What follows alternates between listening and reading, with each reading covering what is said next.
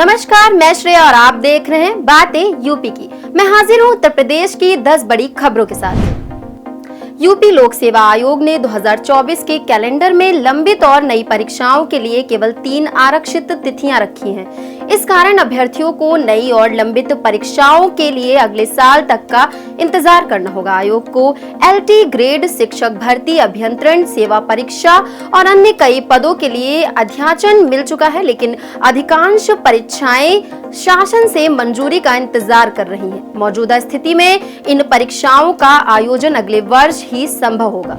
अब बढ़ते हैं अपनी अगली खबर की ओर। उत्तर प्रदेश में 14 जिला शिक्षा एवं प्रशिक्षण केंद्रों को सेंटर ऑफ एक्सीलेंस में तब्दील किया जाएगा। इसमें अत्याधुनिक पुस्तकालय, साइंस, टेक्नोलॉजी और मैथ्स लैब और स्मार्ट क्लास की सुविधाएं शामिल होंगी। प्रत्येक डाइट के लिए 15 करोड़ रुपए खर्च किए जाने का प्रस्ताव है, जिससे कुल 225 करोड़ रुपए की लागत आएगी। ये प्रस्ताव केंद्रीय शिक्षा मंत्रालय को भेजा जा चुका है। जिन जिलों में ये परिवर्तन होगा उनमें आजमगढ़, सुल्तानपुर, बरेली, गौतम बुद्ध नगर और कानपुर शामिल हैं। अब बढ़ते हैं अपनी अगली खबर की ओर। गोरखनाथ मंदिर की गौशाला में आंध्र प्रदेश की दुर्लभ पुंगनूर नस्ल की एक नन्ही जोड़ी बछिया और बछड़ा का आगमन हुआ। मुख्यमंत्री योगी आदित्यनाथ ने शुक्रवार को इस जोड़ी को दुलार करते हुए अपने हाथों से गुड़ खिलाया। उन्होंने गौशाला में अन्य गोवंश के साथ भी समय बिताया और उन्हें प्यार से पुकारा और सभी का हाल चाल लिया। सीएम योगी ने गोवंश की देखभाल और पोषण पर आवश्यक निर्देश दिए, जिससे गोसेवा की परंपरा को और बढ़ावा मिलेगा। अब बढ़ते हैं अपनी अगली खबर की ओर। यूपी की योगी सरकार ने प्राथमिक शिक्षा के लिए 71,976 करोड़ रुपए का आवंटन किया है, जो चालू वित्तीय वर्ष 2024-25 के लिए कुल 1,70,112 करोड़ रुपए की सहायता अनुदान का हिस्सा है। शिक्षा के मध्य में प्राथमिक, माध्यमिक और उच्च शिक्षा के लिए क्रमशः 71,976 करोड़, 12,132 करोड़ और 3,438 करोड़ रुपए का बजट रखा गया है। इसके अतिरिक्त बिजली, ग्राम्य विकास और नगर विकास के लिए भी महत्वपूर्ण राशि आवंटित की गई है, जिससे समाज के सभी क्षेत्रों का विकास संभव हो सकेगा।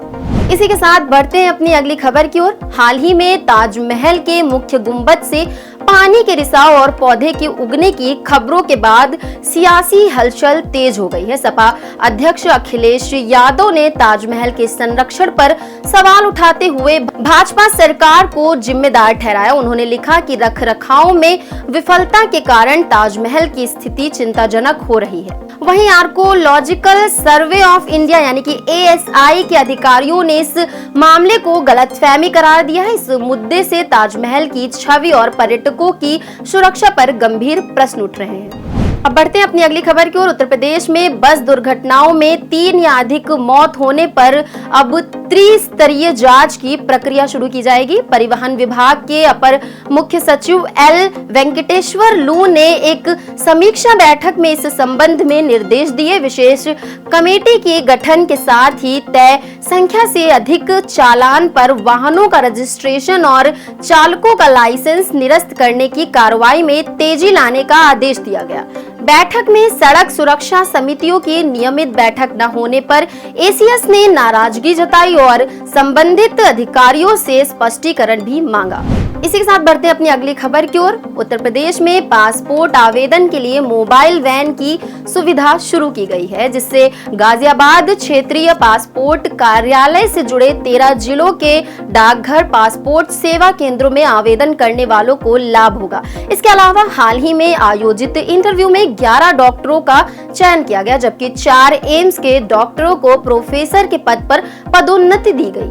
एम्स में अभी करीब 50 डॉक्टरों के पद रिक्त हैं, जिसमें विभिन्न विभागों में कई विशेषज्ञों की जरूरत है। एम्स इन पदों के लिए जल्द ही नई वैकेंसी निकालने की तैयारी कर रहा है। अब बढ़ते हैं अपनी अगली खबर की ओर। Uttar Pradesh power corporation limited के निदेशक मंडल ने भर्ती नियमावली 1975 में संशोधन किया है। अब चतुर्थ श्रेणी के पद पर मृतक आश्रितों की नियुक्ति आउटसोर्सिंग के माध्यम से होगी। इससे पहले शैक्षिक योग्यता कम होने पर सीधे चपरासी जैसे पदों पर भर्ती होती थी। इसके अलावा सेवारत कर्मी की मृत्यु के 5 साल के भीतर तृतीय श्रेणी के पदों पर योग्य अभ्यर्थियों को नियुक्ति दी जाएगी। इस बदलाव का उद्देश्य भर्ती प्रक्रिया में एक रूपता लाना और मृतक आश्रितों को बेहतर अवसर प्रदान करना है। इसी के साथ बढ़ते अपनी अगली खबर की ओर। उत्तर प्रदेश में गरीब परिवारों के बच्चों के लिए निजी स्कूलों में RTE के तहत 25% सीटें आरक्षित हैं। अगले शैक्षिक सत्र 2025-26 के लिए दाखिले की प्रक्रिया 1 दिसंबर से शुरू होगी। अभिभावकों की सहायता के लिए BSA और BEO कार्यालयों में हेल्प डेस्क बनाई जाएगी। इस बार अभिभावकों को अपने फॉर्म में कमियों को सुधारने का पूरा मौका दिया जाएगा। 4 चरणों में होने वाली इस प्रवेश प्रक्रिया के लिए सभी जिलों को तैयारियों की समीक्षा करने के निर्देश दिए गए हैं। अब शिक्षा के क्षेत्र में आर्थिक बाधाएं नहीं बनेंगी।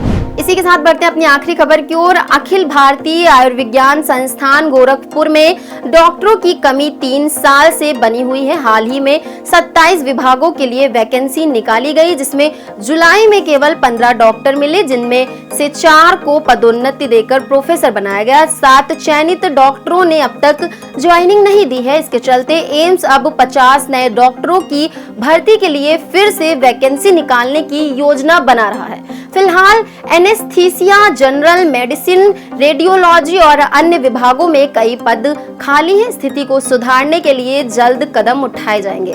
तो ये थी दिन भर की 10 बड़ी खबरें। ऐसी ही खबरों को देखने के लिए देखते रहें और करते रहें बातें यूपी की। धन्यवाद।